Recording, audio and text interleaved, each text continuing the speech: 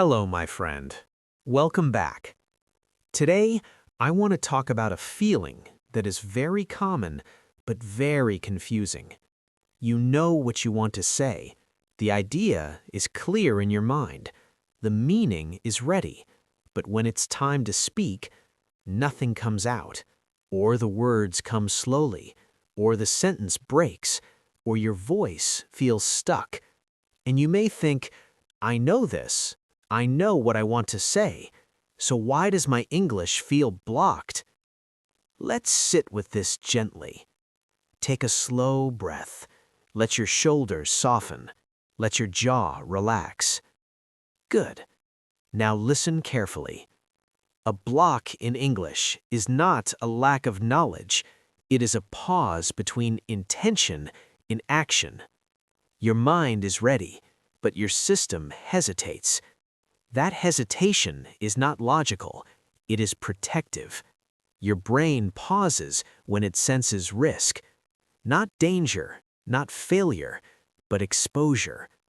Speaking makes your thoughts visible. Visibility changes everything. When your thoughts stay inside, they are safe. When you speak them, they leave you, and leaving yourself can feel uncomfortable. Now let's slow this down.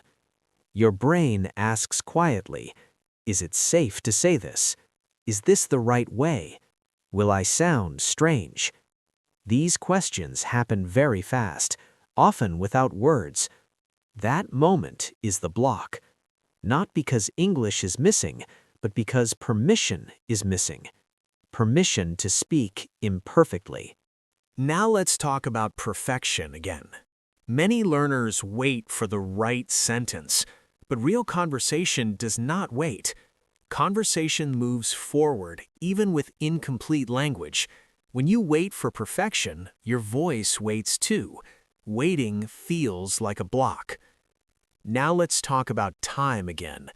Blocks often appear when you feel rushed, when someone is waiting, when silence feels loud, when your turn feels heavy. Time pressure narrows access. Your English doesn't disappear, the doorway becomes smaller. Now let's talk about the body again. Blocks are felt physically, in the throat, in the chest, in the breath. This is not a language problem, it is a tension response. Tension interrupts movement. Speech needs movement. Now take a slow breath out. Notice how space returns. Now let's talk about control again. Blocks often come from trying to control speech.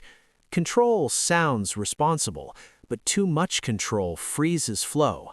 Flow needs trust. Trust that something will come out, even if it's simple, even if it's short, even if it's not perfect. Now let's talk about simple responses again. Simple responses unblock speech. They give your system a way in. For example, I think so, maybe, I'm not sure, let me think. These are not weak answers, they're bridges. Bridges reduce pressure. Reduced pressure restores access. Now let's talk about shadowing again. Shadowing is powerful because it removes choice. You don't decide what to say, you just say. This teaches your system that speaking is safe. Over time, this safety transfers to your own words. Now let's talk about familiarity.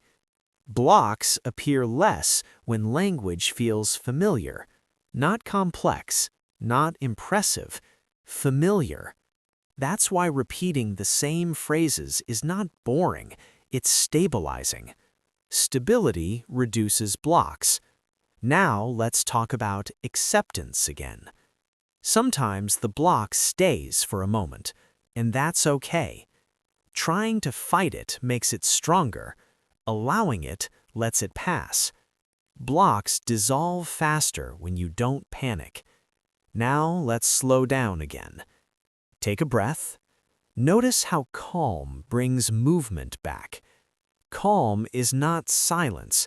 Calm is readiness. Now let's anchor this gently. Say silently, "My English is there. My voice is allowed. I don't need perfect words." Again, I don't need perfect words. Good. Now let's close softly. If your English feels blocked, even when you know what to say, you are not broken. You are learning how to let thoughts become sound without fear. That takes time. Be patient with the pause. Be gentle with your voice. Keep listening. Keep speaking simply. Your English will move again. Thank you for being here today. Tomorrow, we can explore how to start speaking before the sentence is ready, or how to stay open when your voice hesitates. I'll see you again inside the Shadowing English room.